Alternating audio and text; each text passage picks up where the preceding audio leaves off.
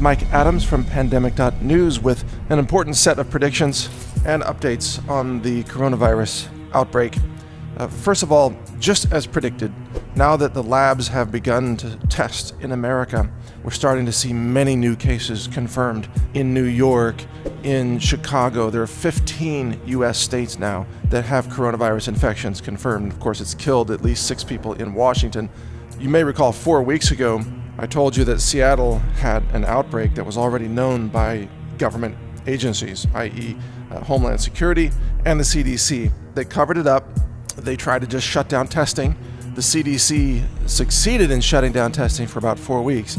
And during that time, the virus exploded all across America. So right now, today, there are approaching 10,000 infections in America. The virus is right now spreading on domestic commercial flights.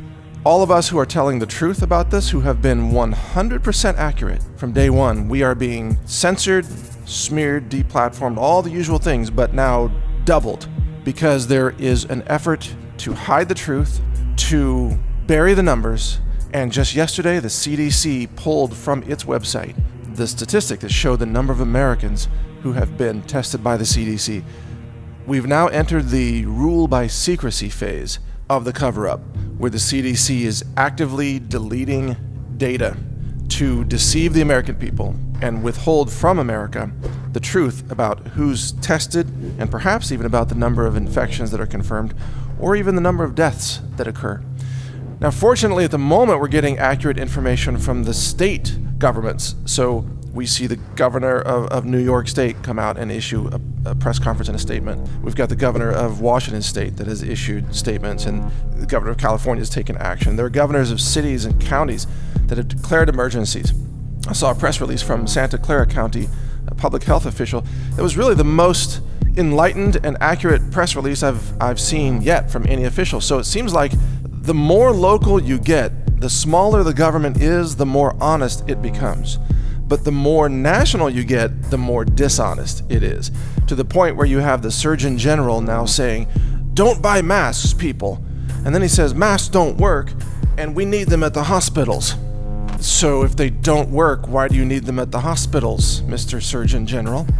You see, we've entered also what I call the idiocracy phase, where the level of incompetence at the federal level, at the top of the government, is so high now that it's questionable whether we as a society even have the functional intelligence to deal with this. I think we don't. As I said last week, we will have tens of infections confirmed this week in the labs. Next week, it may be hundreds of infections. And within 2 or 3 weeks after that, it may be thousands of infections if the labs are reporting the truth. Now, at some point, there's going to be federal pressure for state labs to stop reporting infections. So it's apparent that America has now gone the route of China.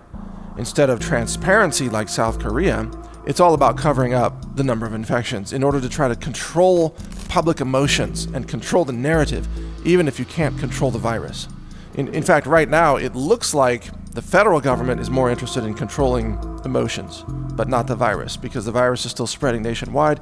You've got doctors in TV interviews now screaming about how they can't get anybody tested. The testing is still not being done on a large enough basis to stop this. And so this is spreading right now by design across America. And it's going to continue to spread until they shut down society.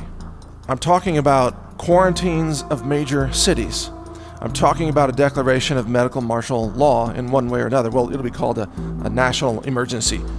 There will probably be bans on domestic air travel to and from certain cities where the outbreak is occurring. Ultimately, we're going to see tens of thousands of infections across America, almost certainly growing to hundreds of thousands of infections next winter. Some epidemiologists say there may be a lull in the infections over the summer because of the hot weather. There is no evidence of that whatsoever. They're referring to influenza. The flu doesn't spread during hot weather as much as during cold weather. This is not influenza, this is a coronavirus.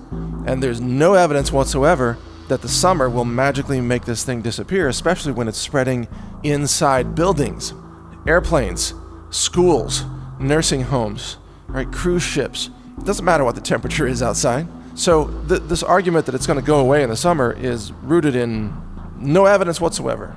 And then on top of all that, I see Trump officials at the CDC and the Surgeon General and Homeland Security out there telling people do not prepare, it's bad, while at the same time, the US military is buying up every bioprotective suit, every mask they can get their hands on. And Mike Pence announced that they've done a deal with 3M to produce millions of masks a month. If you're going to produce millions of masks, why are you telling people not to get them?